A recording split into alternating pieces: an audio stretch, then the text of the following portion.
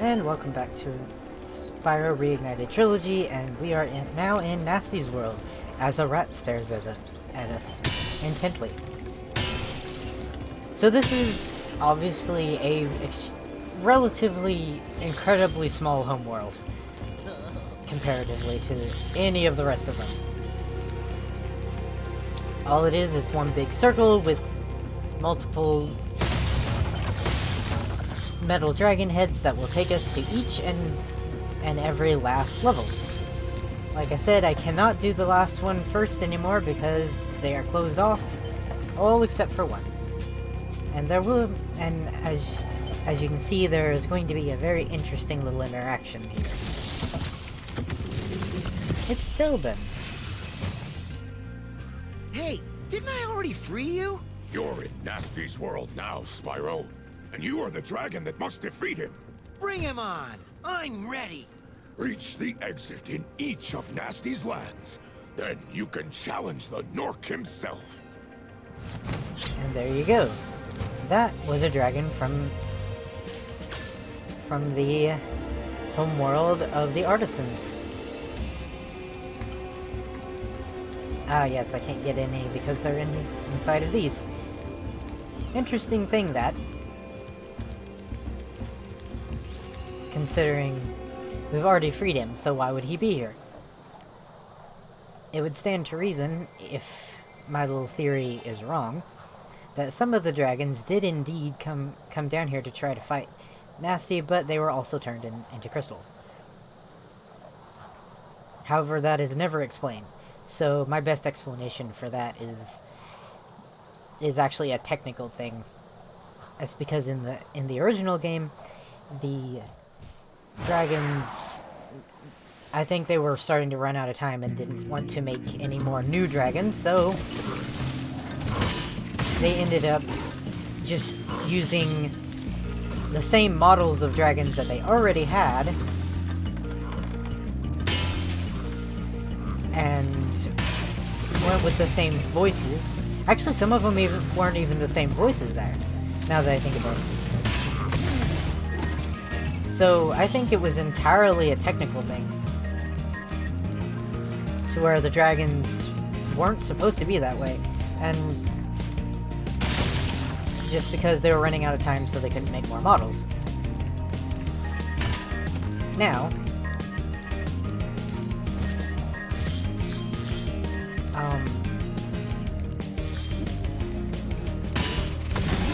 what I would have changed, of course, is I would have put entirely different dragons in this area if I were Toys for Bob.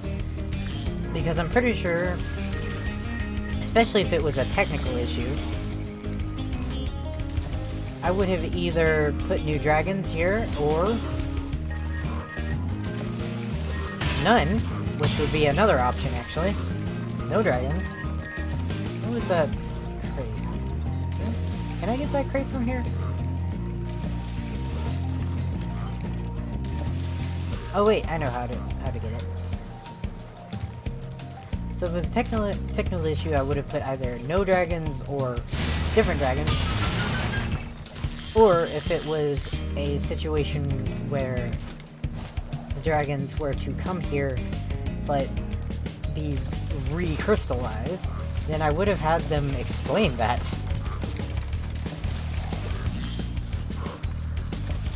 It's just rather confusing otherwise.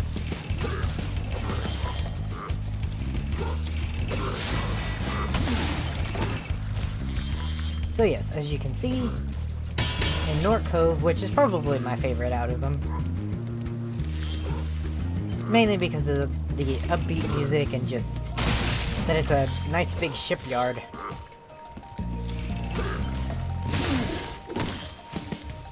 This is basically where I would imagine the Norks just have workers basically loading up technology or whatever it is that the Norks need for their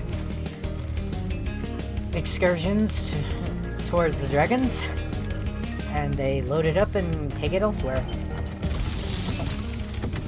all the resources that they use anyway. Keep up the good work, Spyro.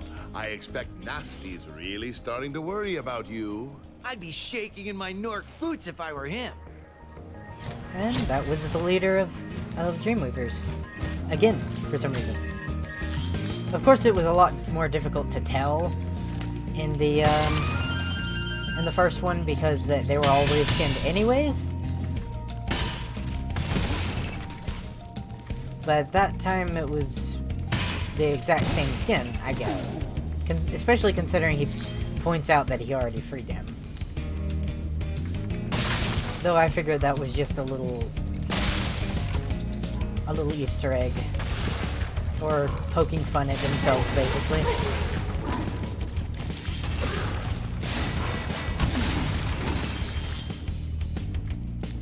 I do know it's big.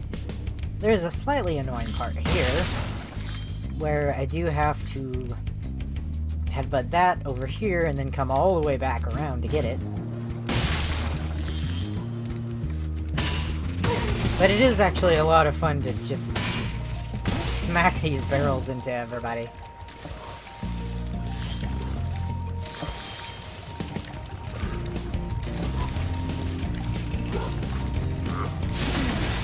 So yeah, they're just working on,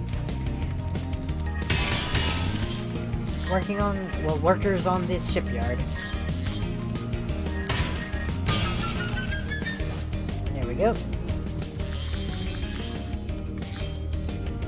I really love how the music just echoes when you're in a, inside of a appropriately echoey chamber.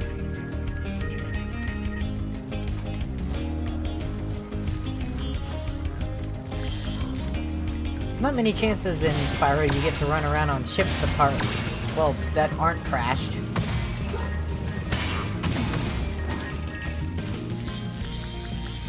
And this part of the game is very satisfying to play, really, just because of the, well, because of the smacking of the barrels into... If I could actually hit it, I guess it won't. There we go.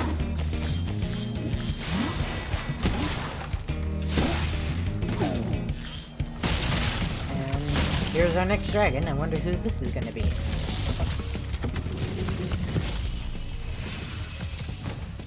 Wow, I never thought I'd be rescued, especially by such a little dragon. What I mean is, I always believed in you, Spyro. You gotta believe. So that was apparently supposed to be a reference to, oh, what is it called?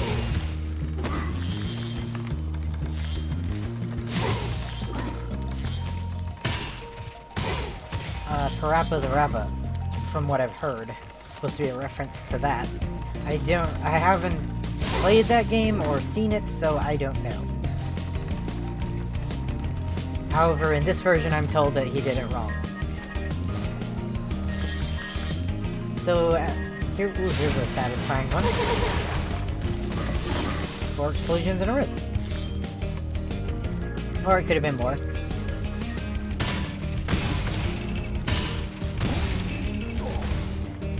It's just so fun to knock these guys with these. And then there is a chest. Also nice and satisfying to get the chest. Now I just need to make sure I go in the right direction. Nope, still worked.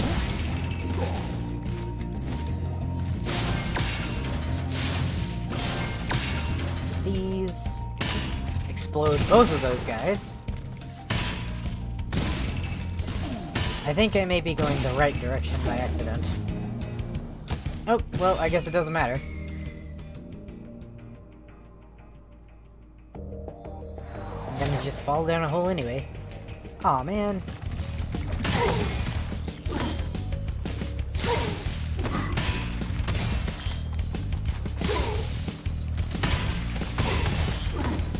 Well, that was fun. Still. And I do get to see them explode again, so there's that. As you can see, the further we go, the more industrialized the Norks get.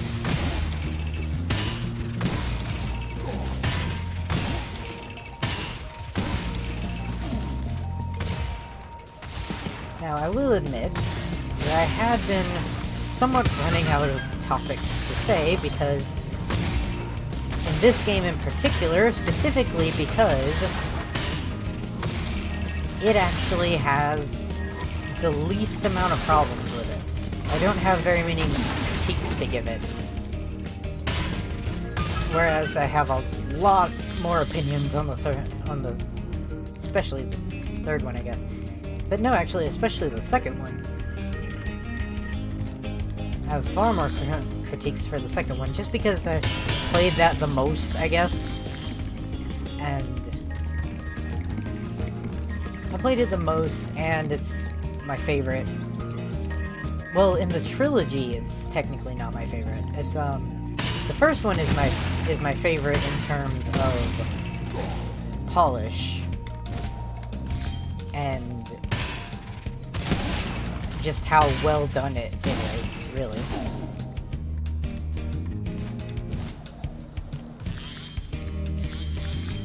But I will have more to say about the other ones, just because even though this is my very first game, I don't have huge amounts of opinions on it. I mean, it's solid and good, basically. I mean, there aren't any particular parts that I absolutely adore, and none that I particularly absolutely hate either, which you will see in my other ones. Twilight Harbor. The controversial level. Now, as you saw as a little preview with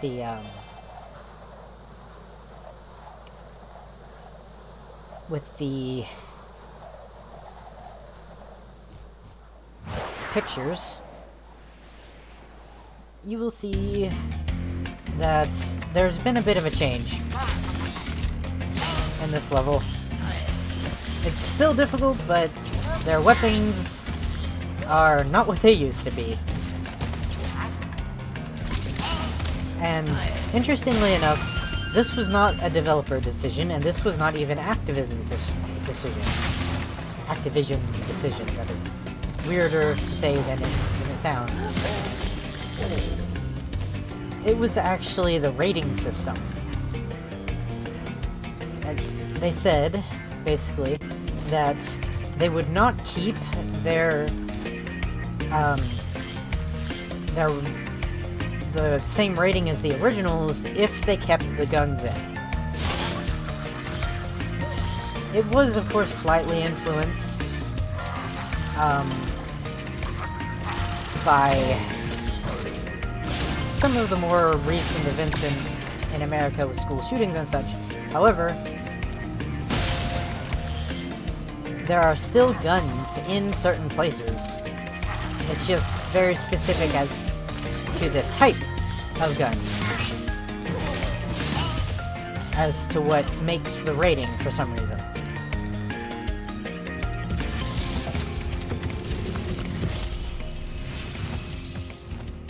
Thank you for rescuing me. And that was the leader of Magic Crafters. So far we have 1 Magic Crafters, 1 Dream Weavers, and 2 Artisans. So yes, they would have had to have taken a teen rating if they would have kept this level as is.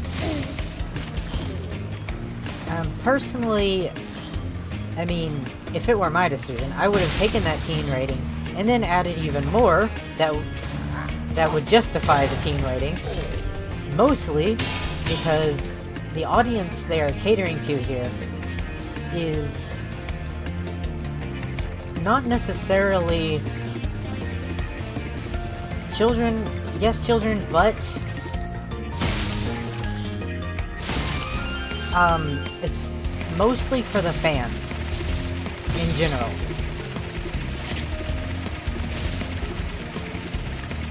So the already fans of the series who grew up with it are going to be adults.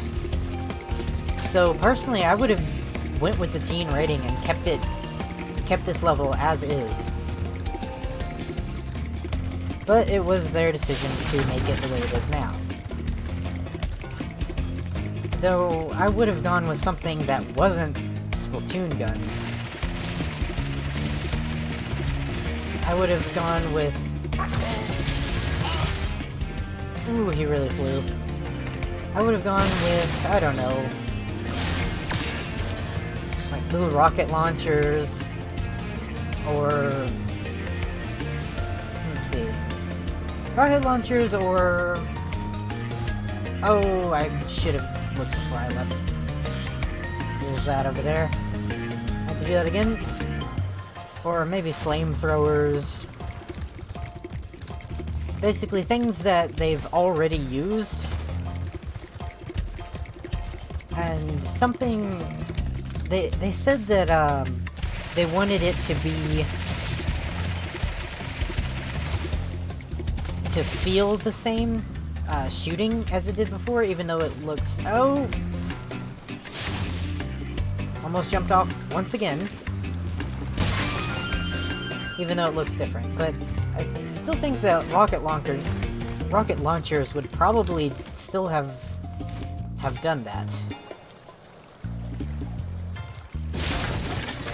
So yeah, that's why a lot of people really are have controversial opinions about this level, or at least said it's called controversial. Be on the lookout for Nork Commandos, Spyro. They better be on the lookout for me. And there's someone from Beastmasters. For some reason, I constantly forget that Beastmasters existed. Whenever I think of the levels, I tend to completely forget about the swamp level. For some reason. Now, as you can see from this area, it is particularly industrialized compared to most. And...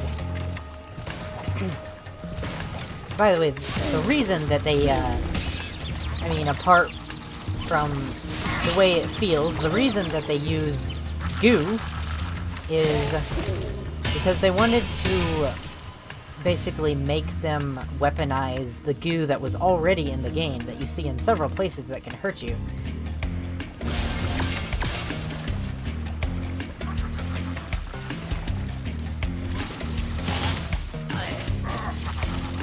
So that's what this area is supposed to be about.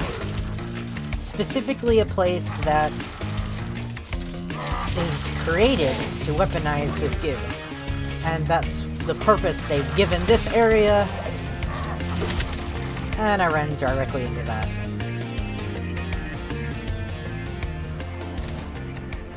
Aw, they sent me back here.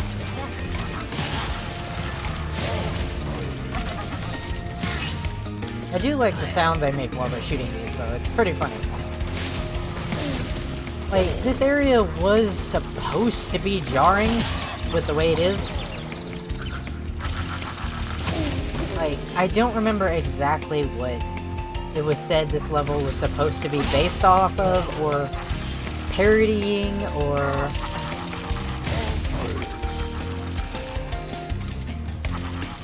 probably just shooters in general, I imagine.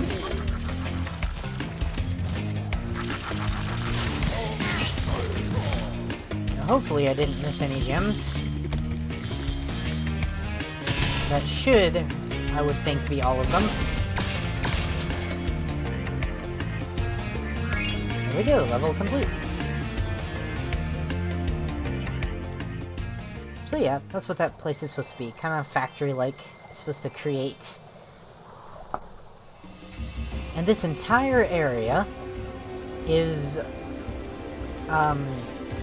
banishment, basically. Gnasty Nork was originally banished from the Dragon Realms. I don't know what he did to get banished. But nevertheless, he got banished. Here we go. There's all of the gems here. But not level complete yet. Who knew? And since he's been banished, he created this industrialized place by turning gems into Norks, more Norks, and created his army, and somehow created allies. I imagine the Norks were planning on trying to take over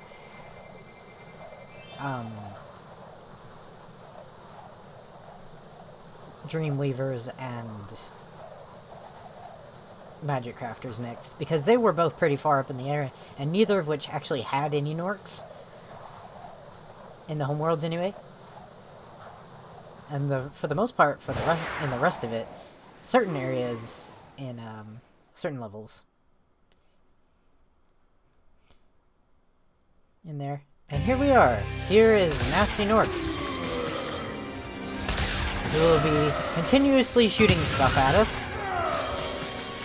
angrily until we chase down these little thieves and get the keys from them. It's a kind of a strange way to go about it, honestly. I do not know why it would do it like this. He does get faster to a certain extent, doesn't he? There we go. So now we have a key.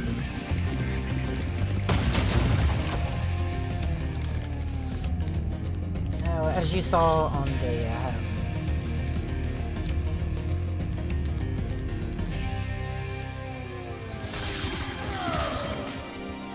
the skill point, we have to do this perfectly.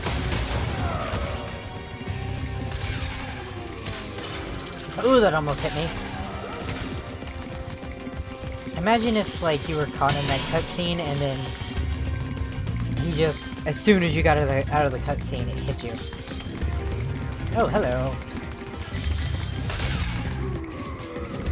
So this is also kind of giving us a little bit of a taste, however, so I can sort of see why they did this. It's giving us a little bit of a taste of what's to come, because Gnasty's fight, air quotes, is not what you would expect in a boss fight. His is quite different compared to the rest.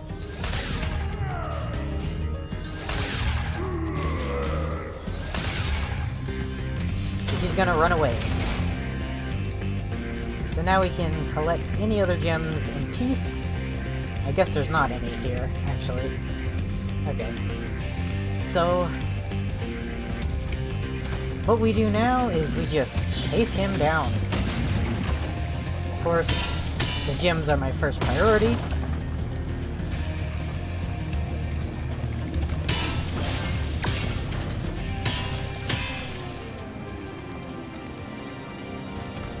Ooh. So of course we need to just not get hurt by him. He is already running all the way over there. So I don't know why he decides to run away from us in this part. Something over there? No. But we chase him down. And then we hit him twice, really, I think. We just gotta make sure he doesn't turn.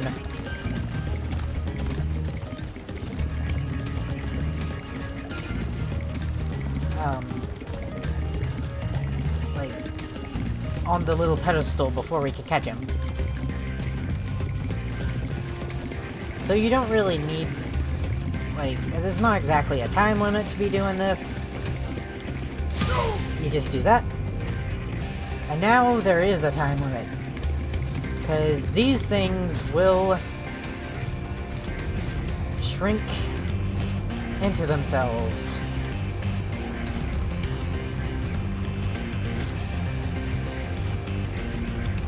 You can and will run out time.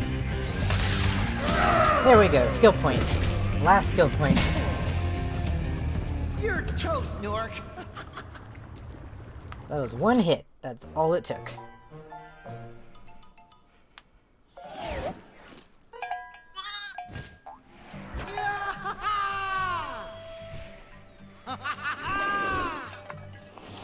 took so long. Almost forgot about you guys. What about Gnasty Gnork? Gnasty Nork is toast. So now there's order again in the Dragon Kingdom? Well, mostly. I've still got some treasure to find. What will you do next? I'd say the sky's the limit. That's a little bit of a hint, actually, of what's to come. I'm gonna go ahead and skip these these credits, because the credits are the same, for every single game of the 3. And this is not over still, as you can see.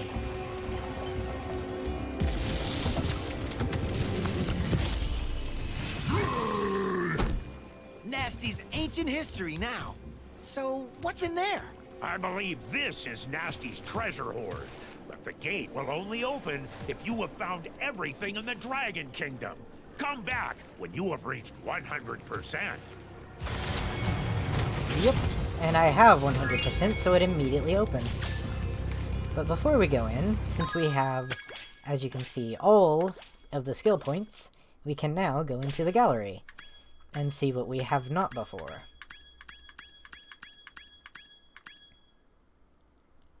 Oh, have I already skipped over some? Where did it end? I think it ended here. Yeah, at 11. So now we have two of the artisan dragons, our barista and either painter or whichever type of, I guess painter. He does have brushes, and he's the one who told us about Sparks, and he is the one who was painting Sparks out as well. Isn't that nice? Oh, and I just wanted to call attention again to the piercings in that dragon's horns, and the fact that he has a mustache. And then, of course, there is Nestor, which is the leader of the Artisan Dragons, and Thor, who used to didn't say nearly as much as he does. And I forgot to mention that he is... I don't know what he does. He makes drinks of some kind. It doesn't really show. If I were to guess, maybe alcohol. And of course we have some Peacekeeper dragons. The one who told us about the boss in the area, and then the one with the Rattletail. I don't know what he's meant to do, but he does have rope. Then more Peacekeepers, which are probably the most opposite you could possibly get in two of them. Ah yes, Magic Crafters. The one with the lovely wings. And that other one looks like possibly a scribe of some kind. There's the one with the maps. And that one it appears he makes potions. The Magic Crafters really like to draw on their wings, don't they? And then we have the Beast Makers. The one that is so lazy he couldn't even get up to talk to us, and then everybody's favorite, Bubba. And then these two, particularly Zeke, who I think his model was based off of a specific type of turtle. I forget exactly what, but I know they have very distinctive noses like that. I'm not sure what Damon is exactly supposed to be. He could be another potion maker? Maybe? Then we have Dreamweavers. My favorite being Copano. He's adorable. I love his little face in this. And then Revilo, I guess? And actually, I guess these are both my favorites when it comes to the Dreamweavers, because one of them has just knitted his entire body for some reason. I'm not entirely sure why he wasn't in Artisans, actually, because he certainly seems like he would be, because knitting is an art. We have more Dreamweavers. One of them, I imagine, it looks like anyway, that he plays music, soothing music for sleep, I would hope. Oh, he has tuners on his tail. I didn't notice that before. And then there's Mudada, which is, like I said, one of my favorite names, who is very strange and for some reason just has stuffed parts of him. I guess it has something to do with just sleeping with plushies, I suppose? I'm not real sure.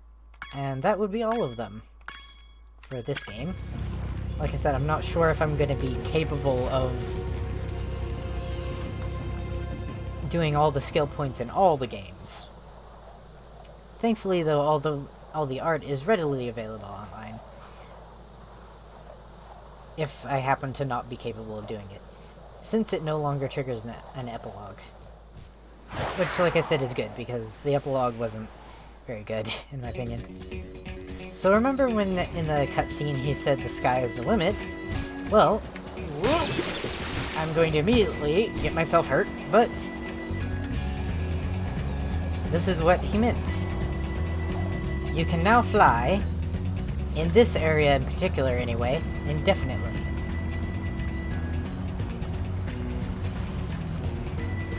To a certain height.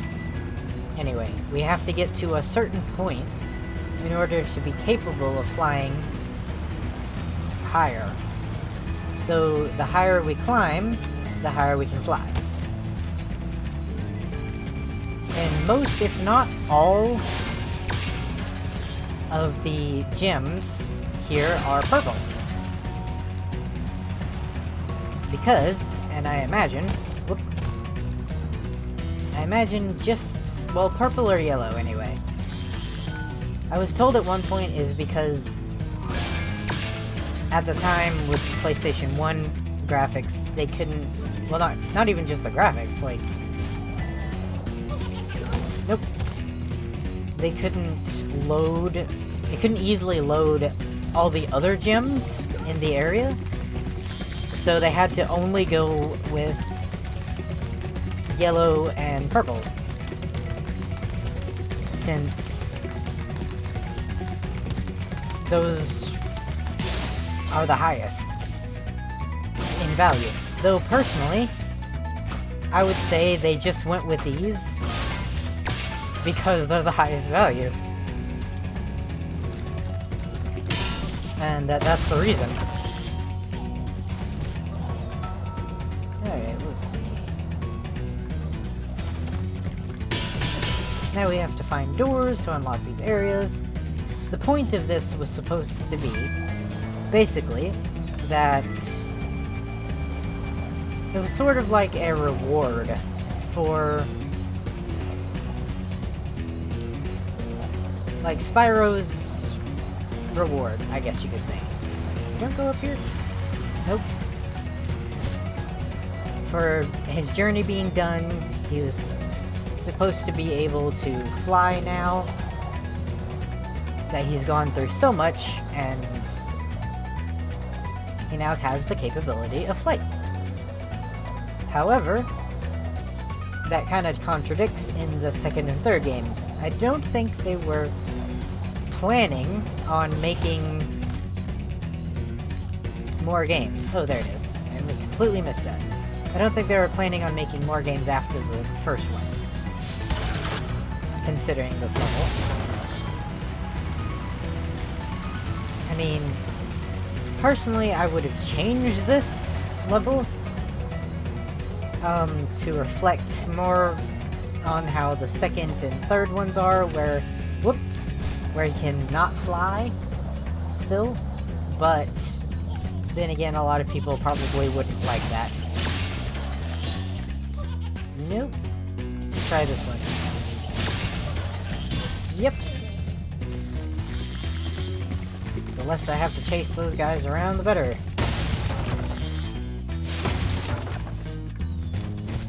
Alright. Still can't quite get up there. Or there. Let's see where we can go, though. Oh, I hear... Yep. There he goes. The higher we get, the higher we can fly. Now we have to chase him around in midair. You know what, actually I will catch him first. like so.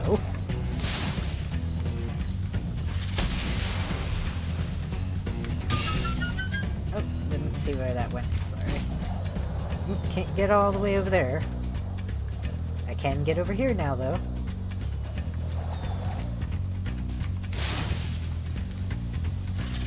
So yeah, welcome to the very end of the game, the bonus level. Which, there are bonus levels in all of the games. Some better than others.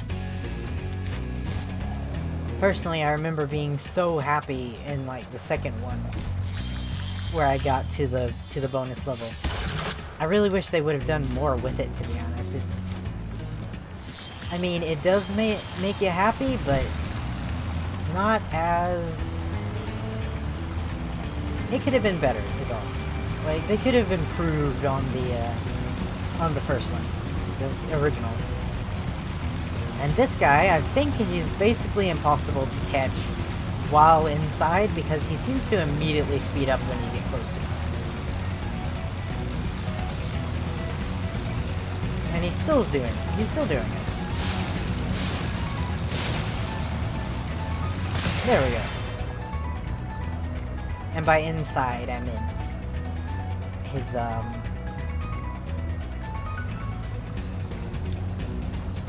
Actually, I probably should have gone the other way. I meant, like, this little tunnel.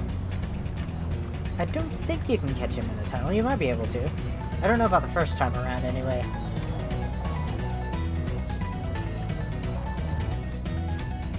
And we can now fly so much higher as well. Is this to the end? No, this is to make us go even higher. Yeah. Whoop.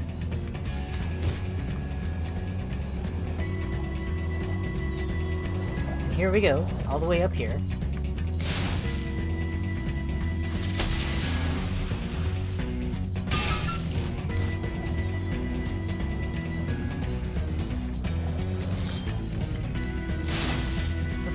The third one did about the same sort of thing as here in doing the whole treasure hoard thing.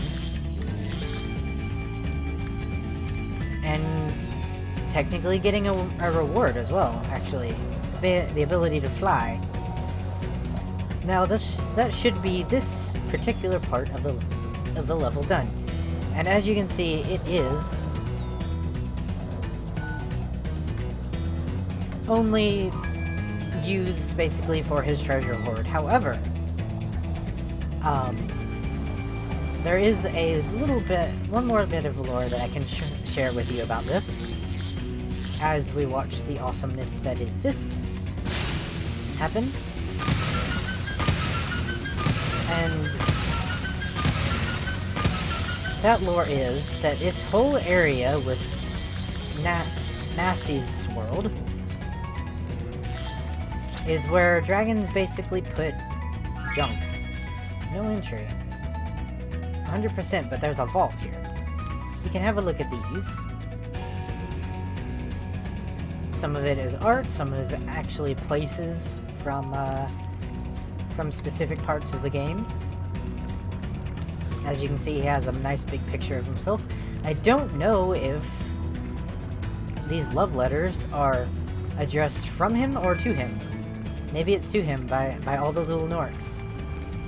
Maybe they're just extremely loyal and adored him. Then again, why wouldn't Norks adore their Nork leader?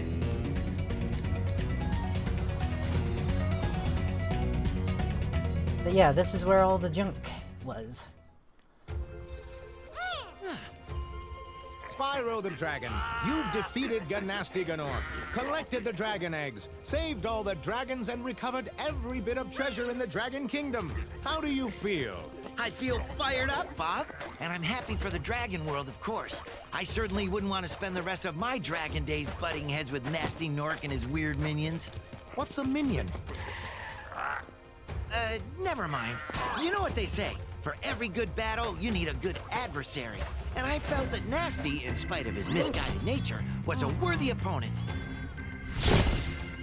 Uh-oh. Here we go again!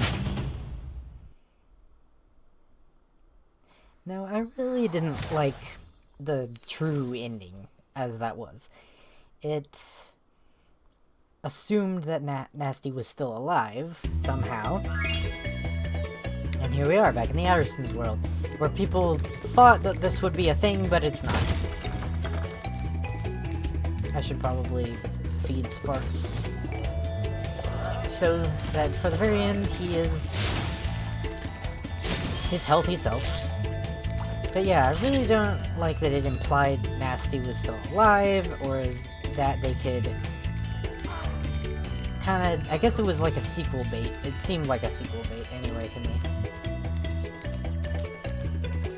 So there you have it. That is the entire game. And now I'll just allow the music to simmer down and get quieter for the very end. Of this game, anyway. We still got 2 more to go. That's fine. Damn it, Sparks, go away. So yeah, I hope you enjoyed. And that will be